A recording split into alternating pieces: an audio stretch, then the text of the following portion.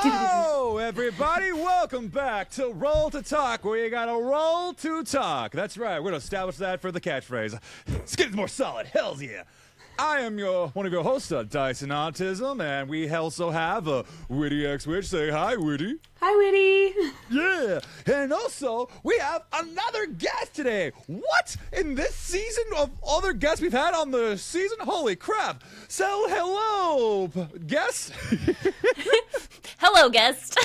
Yeah. I'm Erin. Yeah, tell us a little bit about yourself there, homie. Yeah, so my name's Erin. I go by Travelnerding across the various realms of the internet.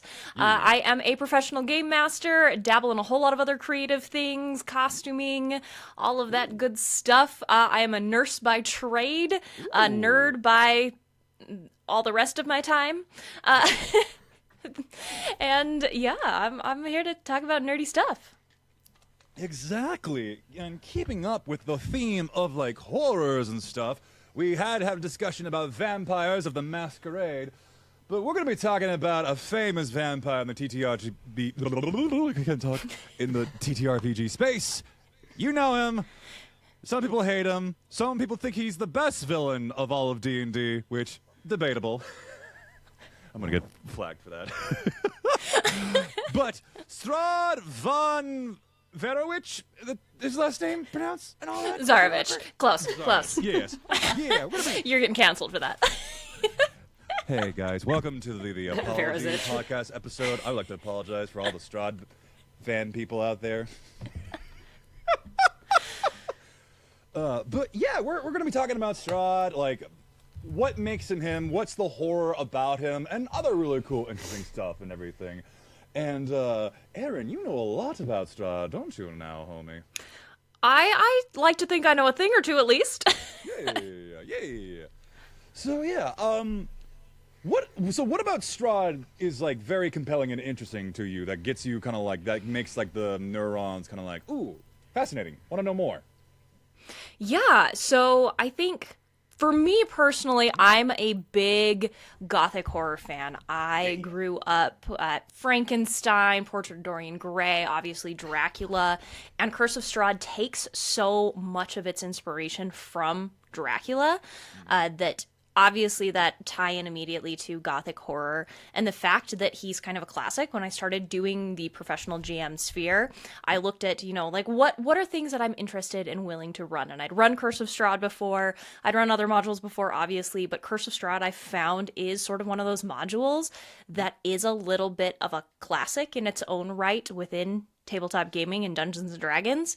People want to play it, and even people who have already played it want to replay it. And I think something about that, like, tie to classics. Obviously, there's a love for vampires just as a pop culture icon. So there's a lot of things I think that draw people to Strahd for various reasons. For me, it's that kind of love of gothic horror. And also just, I love a vampire. I do. Yeah. Yes. Strahd is a very interesting character for me in the fact that, with how Wizards of the Coast have been doing with Strahd, is that they don't really shy away with the fact that Strahd is, like, you're supposed to be pretty scared of, like, these vampires and stuff and everything, especially the vampires who are like, you are my lover, come with me. And it's like taking the step back of, like, no, this is weird, this is creepy, blocking, stop it, no. Well, I mean, I think that's always what's interesting with vampires, and part of the horror of them is the, like, hypnosis and therefore the lack of control and autonomy. And for Strahd, it's a lot of, like, possession and, for lack of a better term, incel behavior. Yeah, I mean, he like, I always call Strahd the famous one of the famous vampire fuckboys and everything, because he is a fuckboy. He is, and like, I think he's probably also an incel. But it's like, the interesting about it when you look at Strahd, especially within 5e edition, is that the boy just wants to be loved by his family. Like, he fell in love with the country that was called Barovia because he named it after his dad when he died and everything. He named Ravenloft after his mom and was trying to get like his mom and his brother to like come here, but then his mom died on the trip and also was jelly of his younger brother of getting more attention and love for his mom, and then like saw Titania, was like, hey yo, I have gifts. Becky smash? And she was like, no, I like your brother. And then when Sergey died and everything, he was like, bro, I need you to watch over my wife for me. And it was like, oh, free pass to marry her? And she literally was like, bro, yeet. And just like, leave me alone. Bad description, but... Explain D&D module badly. Honestly, I've heard worse bad retellings of that module. I was like, no, that's bad. You got a lot of the important details in there. Yeah. So yeah, I mean, I guess like why are we drawn to? I mean, like beyond the classics, like why are we drawn to Strahd? Why are we drawn to that horror? And what's your take? Yeah. And I think there is a lot to be said about kind of the original module and its roots to Dracula, because it is very there's a lot of parallels in between Dracula and Strahd, obviously, in just the way that the story plays out, the portrayal of vampires, all of that stuff. And when I went into really starting to make this module in essence my own, to have those classic motifs, but also to tell the story that I wanted to tell with it.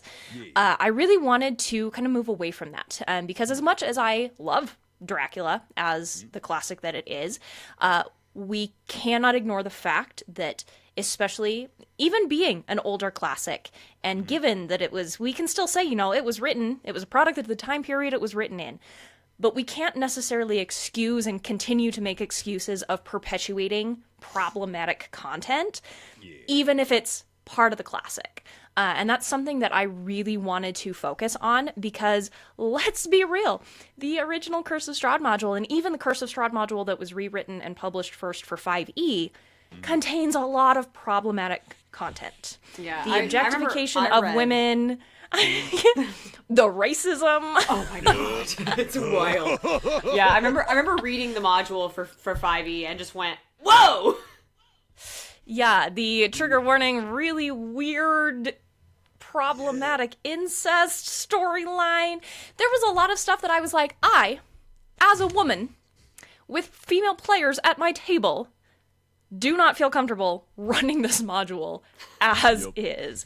And me as a, descendant of an immigrant and a person of color in my own right, not comfortable. Even though, I'm obviously don't have Romani blood, I'm Korean. I know what the storyline looks like to be on the, receiving side of a lot of, prejudice and colonialism. And I was like, this is really uncomfortable. And not in the good way of uncomfortable, because I think that's the thing with horror, is there is a certain amount of almost therapy in being able to kind of sit in the uncomfortable. But there's uncomfortable that makes you think and makes you question things. And then there's just uncomfortable for uncomfortable's sake. And I think I really wanted to focus on okay, what are those tropes and those storylines and those allegories that we can keep or alter so that they are uncomfortable in a way that is productive, instead of just uncomfortable for the sake of perpetuating a narrative that's existed for over 100 years. Yeah, definitely. Because, I feel like I get what they're trying to do to sort of, deconstruct everything, but it's doing it in the wrong way without, really considering. Because it does kind of, feel and I don't know, how many people were in charge of, the writing team, but it does feel like a lot of, regular cis male white dudes kind of, looking at this and being like, what can we do with this? Well, boom! And then it's without the consideration of, of all the factors that makes things problematic. Because I personally think I feel like someone watched the Francis Lloyd Coppola Dracula movie and wasn't a fan of it, and then was like, you know what? I'm gonna make my fuck you book for this. Hold my pen. Let me get on this. Yeah. Because there is a lot of elements that is kind of like comparable to that movie, to this and everything, and with like Dracula, with Mina, with like his reincarnated wife and everything, and sort of like kind of like that. So, but yeah, no, there is a whole bunch of like sensitivity that just kind of like got brushed under the side and really needs, because there's so much good golden stuff in there. I like Absolutely. Yeah, it just like I just felt like we should have like had some like safety suits and safety rails for everybody, so that way we can like do this a lot better. Yeah, and I think some of the issue too is, I think it is hard when you're trying to stay true to an original source, and there have been improvements when they did like Curse of Strahd. I think they called it revamped, or when they re-released it in the big coffin box and stuff. They made some changes, but it very much felt like a Band-Aid placement over the worst of it. It was like, ooh, yeah, so we're still going to keep a lot of the, Romani ties with the Vistani, but we're going to put a Band-Aid over that, and we're going to say, oh, but most of them aren't actually bad guys. The ones that were bad guys are just pretending to be Vistani. Like, there was just like, it felt very Band-Aid. Instead of, let's actually go back and deconstruct what made this problematic and fix it. Right, and with the Vistani as well, they say something along the lines of, oh, but they really just want, like, Strahd to be redeemed. And I'm like, how? That's a different kind of problematic. That's a different issue. And Dice, to your point of, like, the cis white men being like, oh, we can fix it or whatever, and mentioning Tatiana's, like, reincarnation.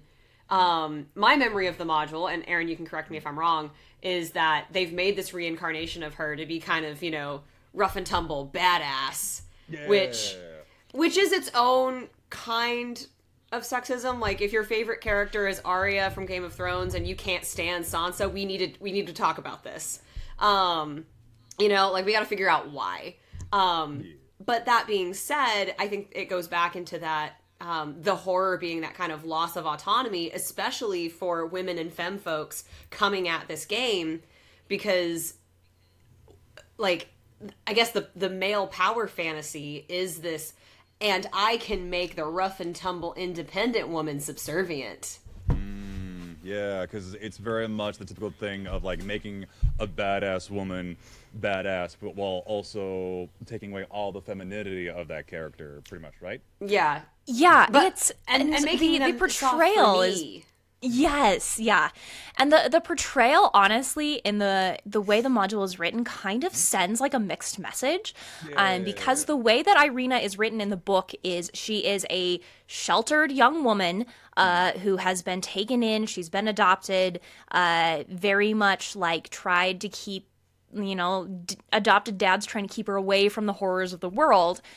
And then they turn around and they put her in armor in her picture and give her the veteran stat block.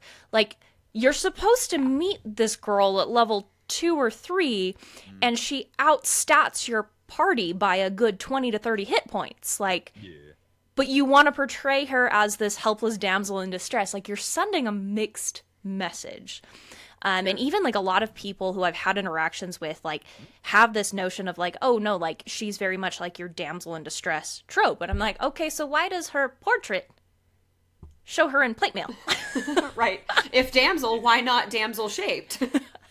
Yeah, like You're the Disney princess problem of like turning like a female princess character to a strong female character, but also still damsel. So it's like, where's the blending? Where's the blending, guys? Yeah, and it's this weird, like, this isn't the exact right terminology, but I think you'll get what I'm trying to say here, is like, it's the blending of the Madonna and the whore in one character, because you want both at different times. Yeah, that's actually a pretty nice analogy and stuff. Okay, so with So anyway, how do we make Strahd not sexist is, I guess, the next question. Yeah, we were like talking, because we were like discussing in the beginning everything of like feminist retelling of Strahd and what to make those difference and everything. Let's dive into that pie, shall we? I'm very curious about this.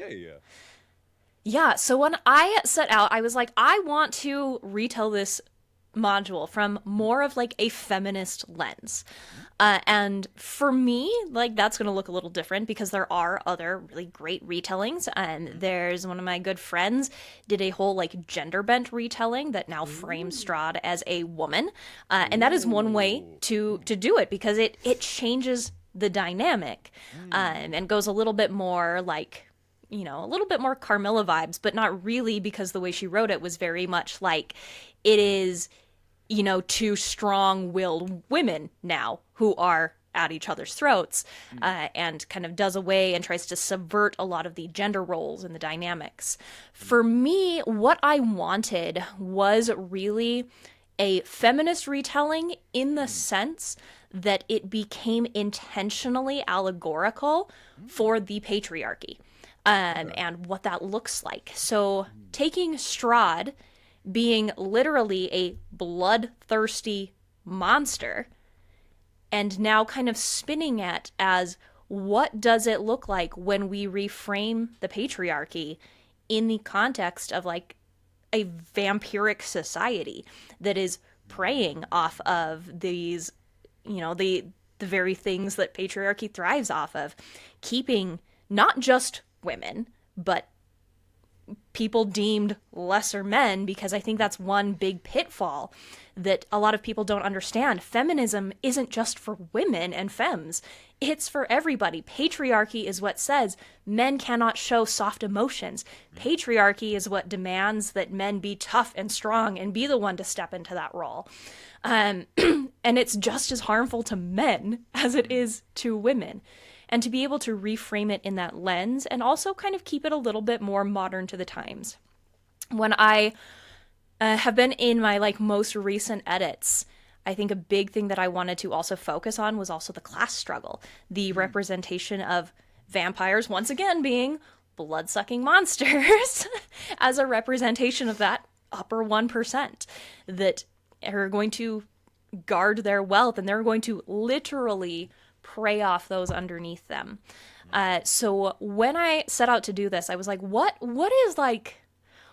the vibe? Because obviously the original module is so based off of this idea that Strahd is quote unquote in love with Tatiana and all of her reincarnations and is chasing her. And I was like, I don't really jive with that.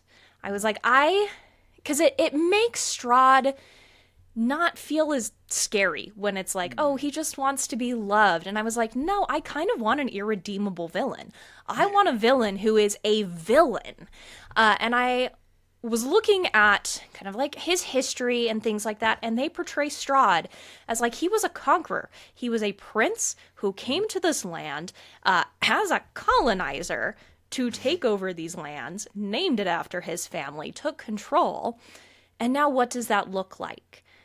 So the whole premise that I rewrote as far as how this came to be is Strahd comes to these lands as a conqueror, his young, naive brother at his side as one of his generals. That young, naive brother goes into the villages, meets this girl Tatiana, falls in love with her.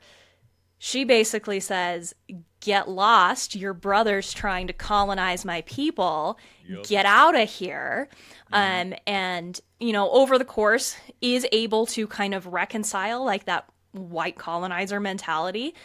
And he says basically, hey, I'm going to go to my brother.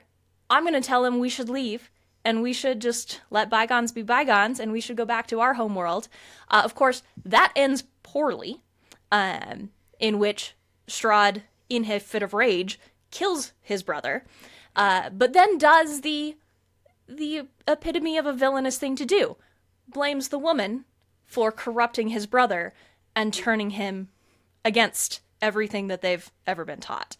And thus begins that blood feud between Strahd and Tatiana, Tatiana, in an attempt to defend her people, to rid her lands of Strahd, basically cries out to whatever is listening to her to let the people see Strahd for the monster that he is. And then over Sergei's grave continues in telling Strahd that she would rather die 1,000 deaths than let him see the light of day. And thus, the dark powers swallow up Barovia and begins this cycle of essentially cat and mouse, because in invoking the dark powers, albeit accidentally, now Barovia is plunged into this cycle of holding Tatiana to that word of dying 1,000 deaths before Strahd would ever see the light of day. So instead of being this, he is trying to, like, pine after her and win her over and, like, turn her into his vampire bride. He wants to kill her. And in the most recent incarnation has this idea of, like, oh, if I can get to her, like, we can play this game where I find her out and, I figure her out, and every lifetime we kill her, we're going to be here for generations and generations. Yeah. But it's what giving Legend of Zelda reincarnation. Yeah. And I'm like, so I was like, well, so what if his whole goal is now he's found her in this new reincarnation, and his goal is to basically convince her that he's on her side, that he's seen the error of his ways, all in an attempt to get her to undo the curse, which of course she does not remember making because she doesn't have those old memories. So she, it's yeah. So I was like, I wanted to keep some of that, like, Strahd he's a vampire. He is that sexy, sultry figure. But how do we make it so it's not predatory in, like, this, damsel in distress way, but actually becomes a little bit more like, what does this actually look like for somebody who is charming? He's not trying to win her love. He's trying to sell her a story that he's doing the right thing, that he wants to, set these people free, that he wants to help. But also being the one behind the scenes that's actively making everything worse. That's so fucking cool.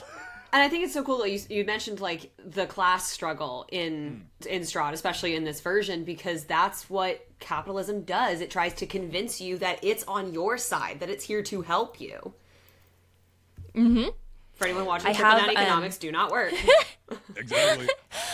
I have a whole part of that module that is very much dedicated to that concept now, because also in redoing it, I was like, I'm gonna go back to kind of bare bones, and we're gonna rebuild this from the ground up, and with that kind of idea of, like, classism and capitalism, Vallaki being, this kind of big central town, I was like, how do I use this in a way that, like, it's interesting, it's intriguing, it's not just kind of like random subplots all thrown together, but I was thinking about it, and I was like, what if the reason that Vallaki has the wealth that it does is because you have that nobility in there that has been fed the lie that, like, you can be given wealth, you can be protected, you might even get rewarded with, like, immortality at Strahd's side.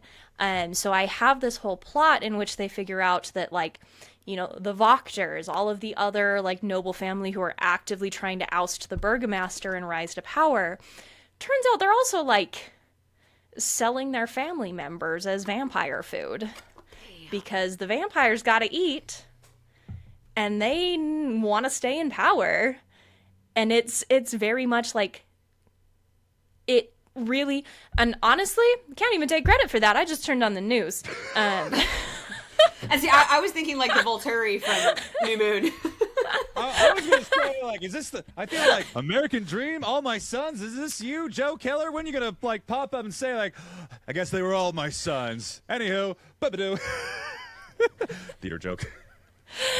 Yeah, but it's very much like I wanted to play a little bit more in that space of, like, what does this look like from more of that lens of, like, Strahd as a conqueror, as a colonizer, as, like, that sort of epitome of toxic masculinity in some ways. Yeah, that's just so cool, and I think that really does frame a lot, because when you are looking into like Strahd's history when reading the module and stuff, there's also a note when he like comes back as a vampire and he's like looking at the clouds of all that's tremble and everything. Like it says he sees like his mom and dad looking down at him in disapproval. So like your boy's definitely projecting this onto himself, because even though he made that deal to like give him immortality and everything, all that he's done to like, yeah, even when he's got that high power, he still doesn't feel like he's got that love and approval with his family. So that's like a great like spreading out of like, I am going to be conquering you all and like ruling you, but I'm doing this in the way of like, y'all can get that love and appreciation for me and yourselves if you just fall into what I've done. If that's what my brain is thinking. Yeah. I will say one thing I really love about much. this retelling, though, is that it gives Irina something to do other than just exist and be an object of yearning, right? And like especially with this context of Strahd as a conqueror and trying to like get rid of the colonizer, it casts her in a much more freedom fighter type of light, which I just think is so much more interesting and more fun. Yeah. And similarly, if the curse is technically her fault, there's some morally gray stuff there to play with. Like, Yes. was it Yes. was it a freedom at all cost, or was it really just a point of rage? Like, screw this one guy in particular. Like, that's fun stuff. That's fun stuff to play with. Yeah. Yep. And I think that has been like super, super fun to play with, especially as I've run like, you know, the various iterations that have got me to this point.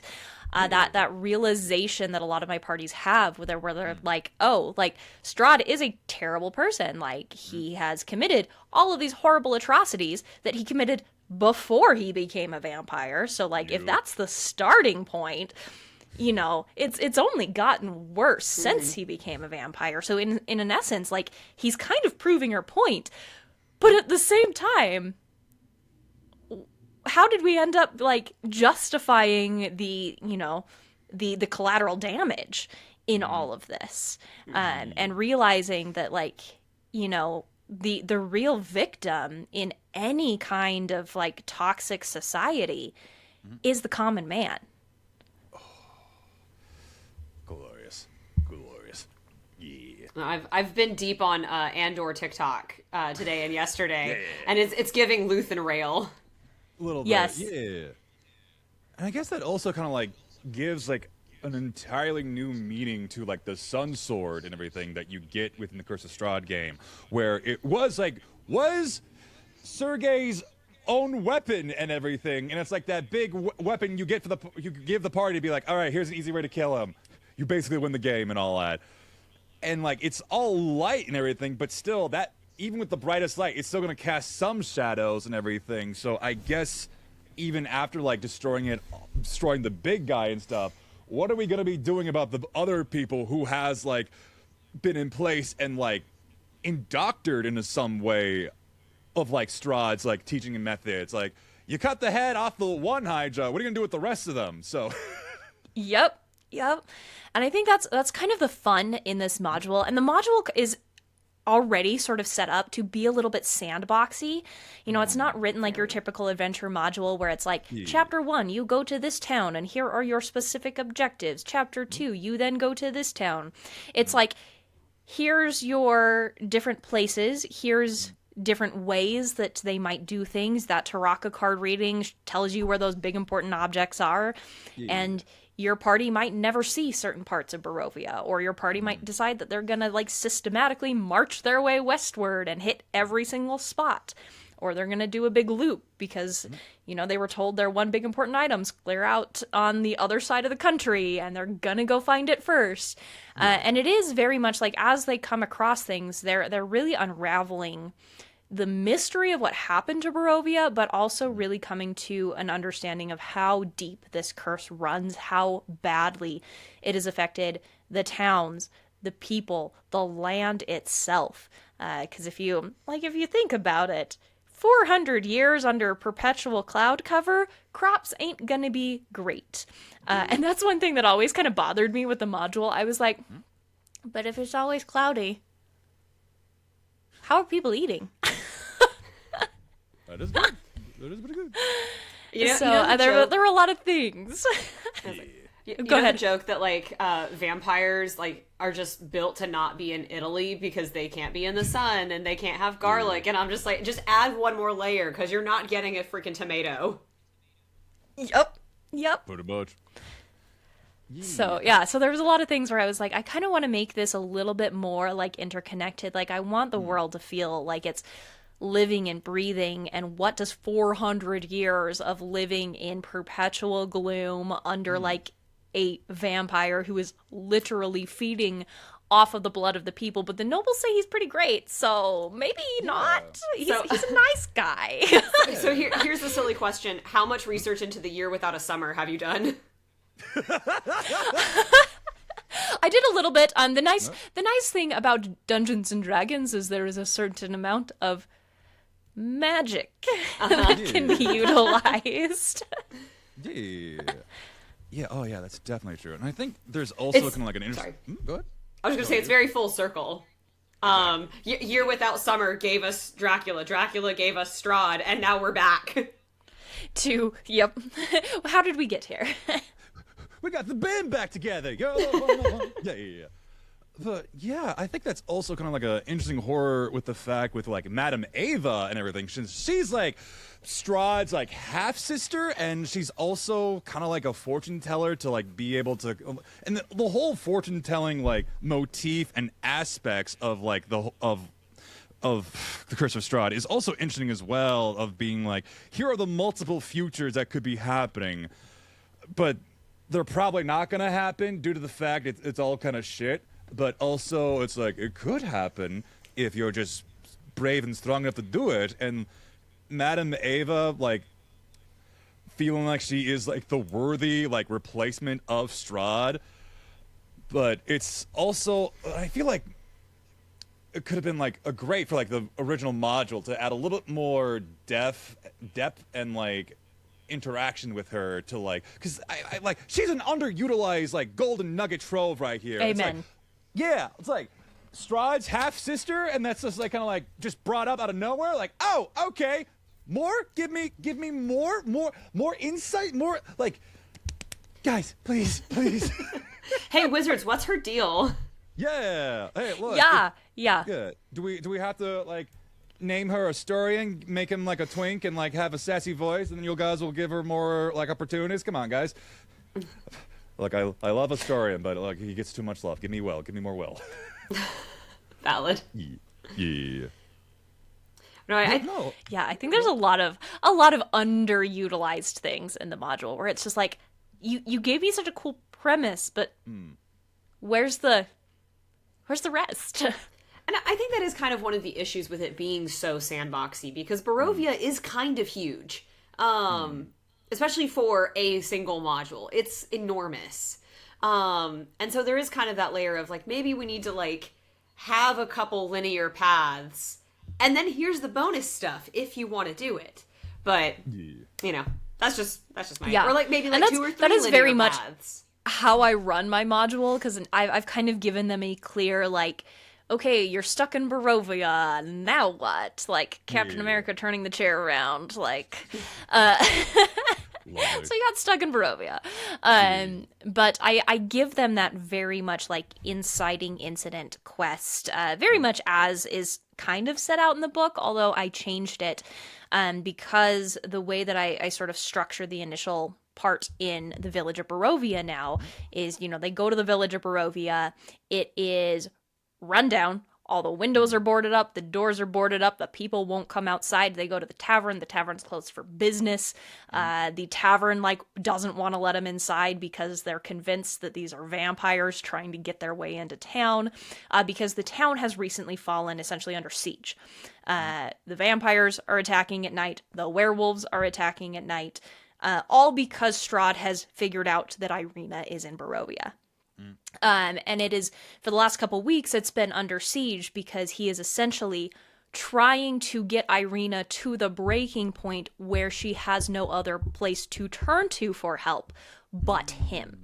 So when these adventurers come into town, she sees an opportunity because she's like, hey, you you're armed, you can cast magic, you're gonna take me to this werewolf den, and we're gonna take care of this problem.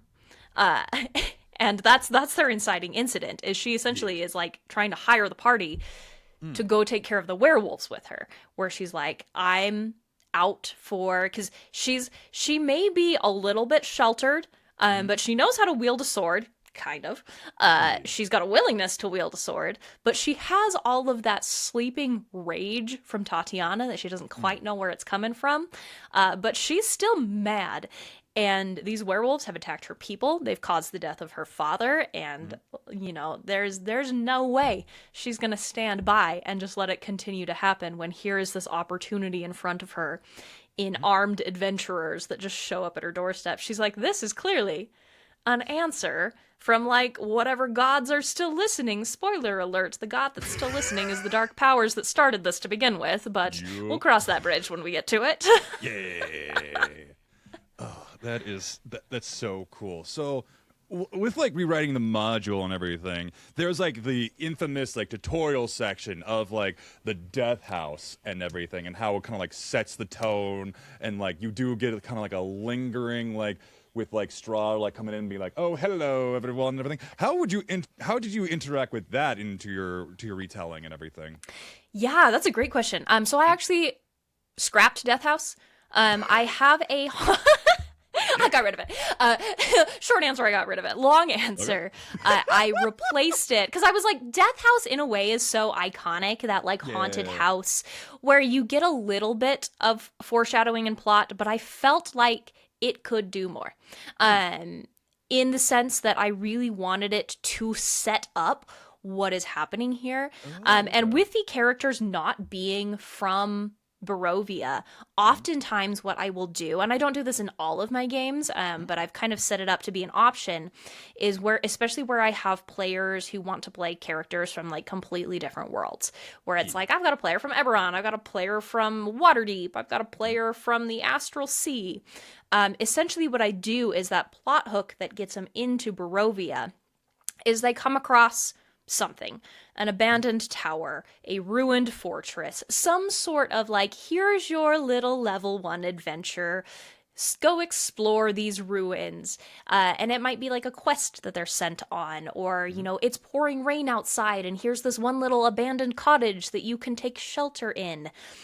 And then it gets weird the second they walk in the door, because what I use quote-unquote Death House as is it's essentially, it is the dark powers putting out the fishing line to say, hey, we're bored again. Here comes Tatiana's next iteration. She's waking back up. It's time for some entertainment. Let's get some fresh blood into this mix. Because I love the idea of like the dark powers like playing games with things. Like they are evil gods, essentially, who are like, they're not only there to like punish and torment Strahd, they'll take whoever they can get in the process. So here's this fishing lore of like, hey, here's this abandoned place. Oh, you're inside. The door won't open again. That's really weird. Okay, we're gonna start exploring. Hang on a second, I can't see out the window. It's so foggy outside. Hey, wait a second, this was a circular tower when I looked at it outside, and now I'm in a very square-looking room. Something is changing here.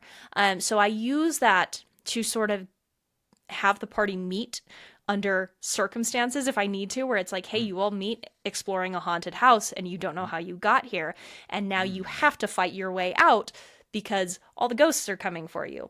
But also, as it begins to shift into from whatever it was when they entered it into this house that's like on the outskirts of Barovia that lies in ruins, they are finding little bits and glimpses of like, you know, a letter that very similar to the letter that they find in Death House, where Strahd basically says like, you know, you're not worthy of me, be gone. They find like little correspondences of, and essentially what I do to set this one up is like, it's very much insinuated that the family of this house was killed for sheltering a previous incarnation of Tatiana. And You know, I put little tiny clues of what's happening, you know, a portrait here, like a little statuette there.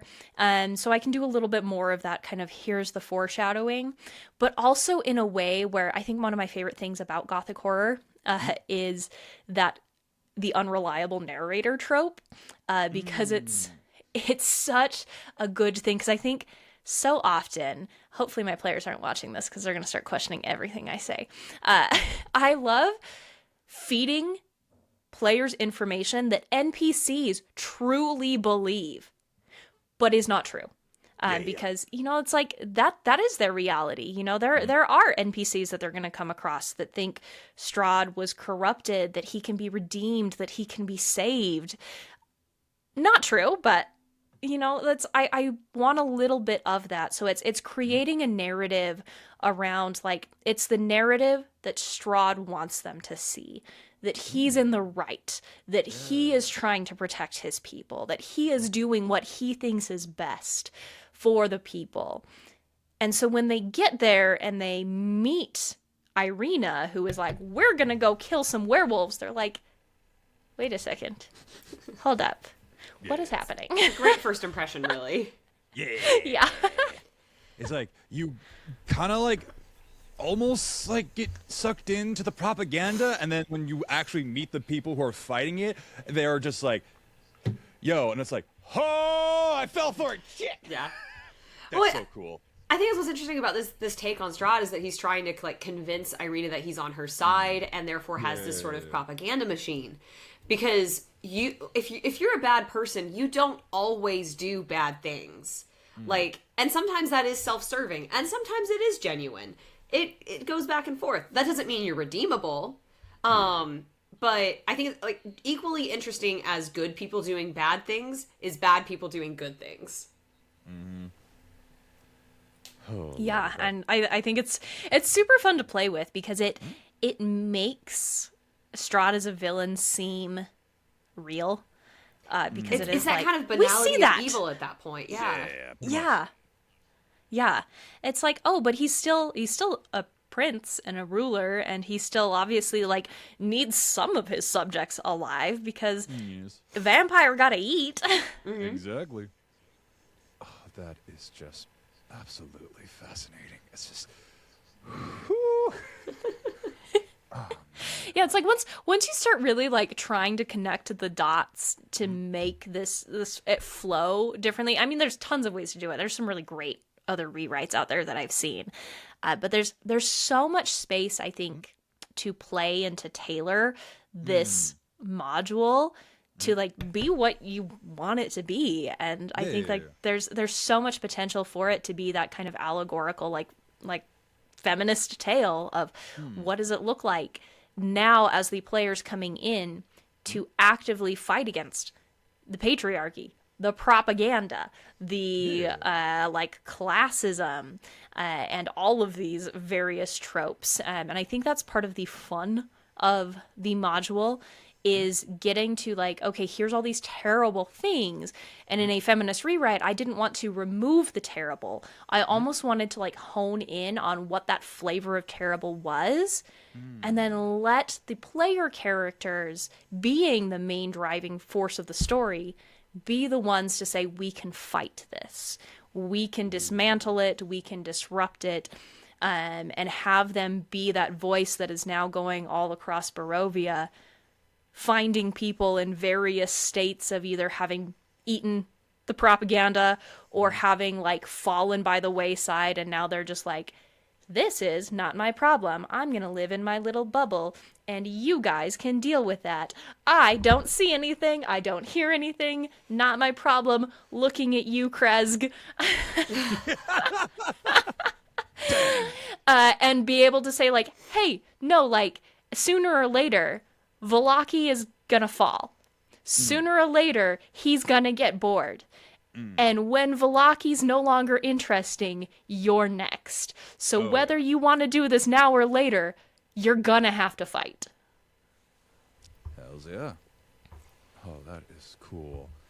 So, with with the retelling of Strahd and everything, and like having like this really great venomous like analysis and intake, and like really opening up like all the eyes and perspectives, and kind of like shine the spotlight, able to like microscope in. Are there any other like modules, the famous D&D modules, you would like to try to like take a crack at, of like having like a venomous retelling?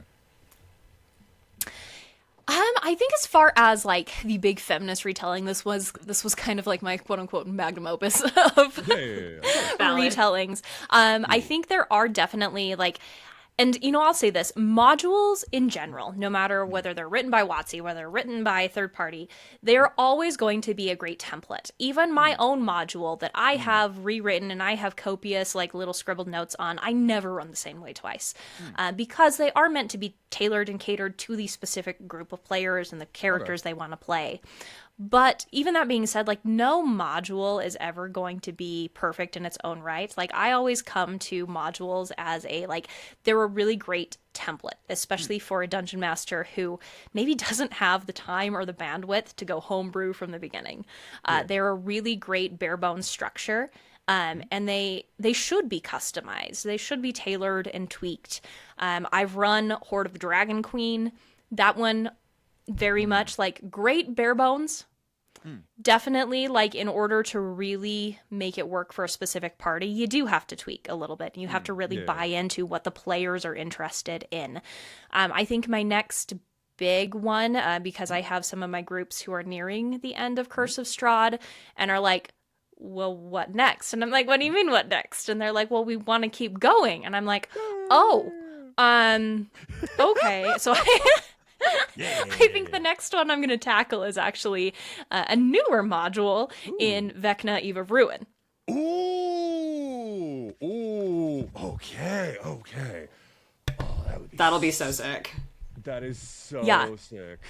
And I don't know if that one's necessarily going to be as explicitly like feminist retelling, in the sense where it's like I'm probably not going to use the same like patriarchy analogy, but obviously there's a lot of potential to just have that worked in, because as far as patriarchy goes, when you are looking at characters like Vecna, like Cass, that's pretty patriarchy, again, toxic masculinity, my way or the highway kind of vibes.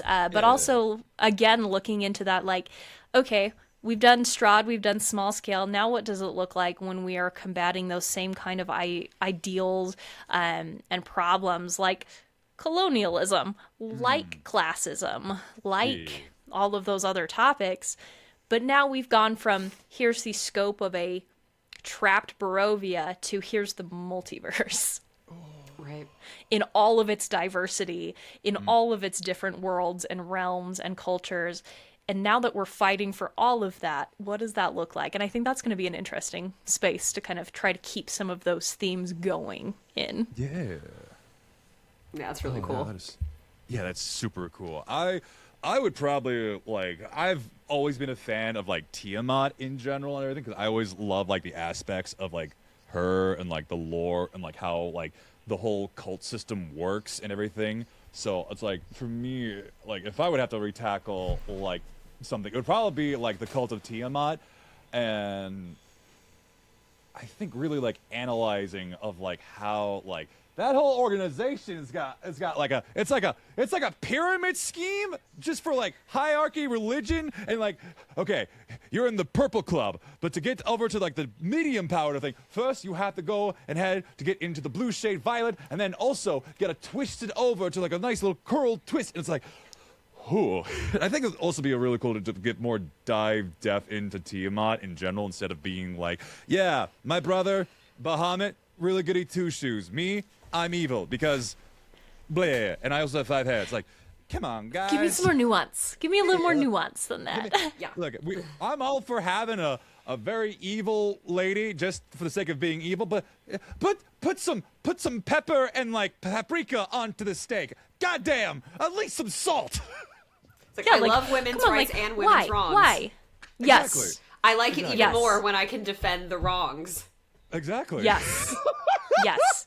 And that's I've kind of moved into homebrew now, because I'm like, well, I don't have a lot of great because like Tiamat's kind of your only like module based like femme big bad out there, and I'm like, sometimes you want something a little less than fighting a god on a little smaller scale than that. So I'm staying kind of in my realm of gothic horror. I have been working on a module based on Ashupet Bathory, the Countess of Blood, and very much the leaning into the idea of like both sides might not have been so great, but you know, we have a woman who is very much painted as a villain, but like, what's really going on here? And how much of that quote unquote villainy is a response to her environment? And how much of that is not to maybe justify evil actions, but to understand that like, yeah, sometimes like that's just as much a product of, you know, the toxic environment as anything else. So getting to explore that and put my players in the midst of figuring out like, hey, maybe everyone here's not a good guy, and maybe we're gonna have to make some hard choices, because I think that's another fun part of like that horror genre is there is no black and white, good and evil. There's just a whole lot of some people trying their best in a shitty situation, and some people trying to take advantage of that fact. And like, where do we hedge our bets? Oh yeah, that's cool. That's so cool. Okay. Well, it makes me think about like the Frankenstein novel, and it's like, you know, is the monster a bad thing? Yeah, kind of. Yeah. He kind of killed some people. He people. Like, yeah, the monster killed some people. Also, like, the monster is an unnatural thing because it's, you know, a conglomeration revived, right? But also, that was Dr. Frankenstein's doing. That was the initial bad thing. So then it's like, especially in like movie retellings, where Dr. Frankenstein has to do some heroics in it later. Like, is the right choice then for Frankenstein to kill his own monster? Is it a life or is it an unlife?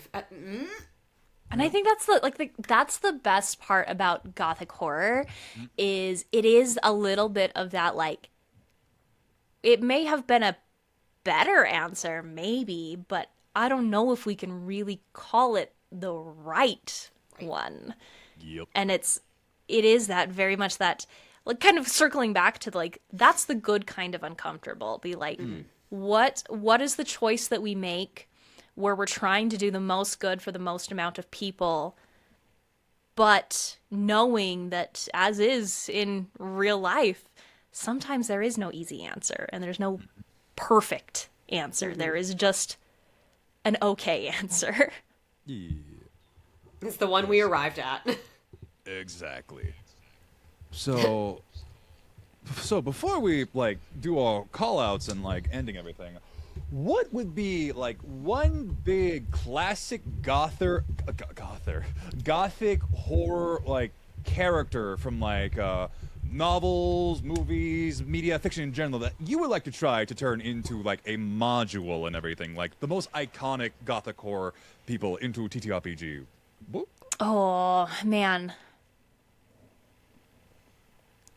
There's some good ones out there. I think one thing that I've always really wanted to do, especially being Korean, is like find the space of like, what does gothic horror from like, because when we think gothic horror, we're usually thinking Europe. We're thinking, you know, Victorian, but doing something centered around like the idea of like the Gumiho or like the nine-tailed fox, I feel like that would be such like, I really want to run like a Curse of Strahd-esque where it's like, you know, creepy landscapes, gothic horror tropes, but your big bad is like a nine-tailed fox, like trickster spirit, like that. Like someday I'm going to figure out exactly what I want that to look like. Hells yeah. So, I mean, that game sounds sick as hell, and when it hits your start playing, definitely let me know. But with that, are you still running Tatiana's version? And if so, where can people find it? am. Yes, currently all of my tables are booked, but I I'm am not still running and start surprised. playing games. I am planning. Currently have 4 games, and they are all full tables.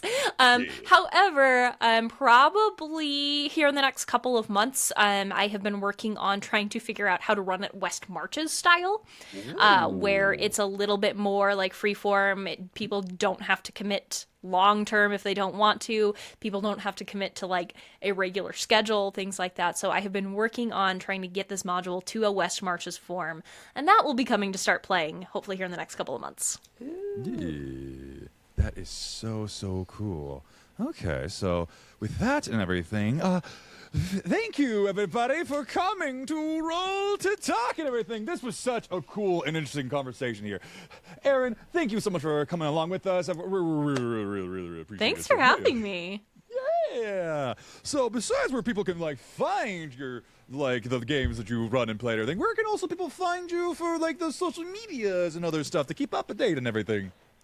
Yeah, you can find me. I'm mostly active on Instagram these days over at Travelnerding. Same username on Start Playing. So if you want to follow along for when I do have game openings, I will of course make announcements on the social media as well.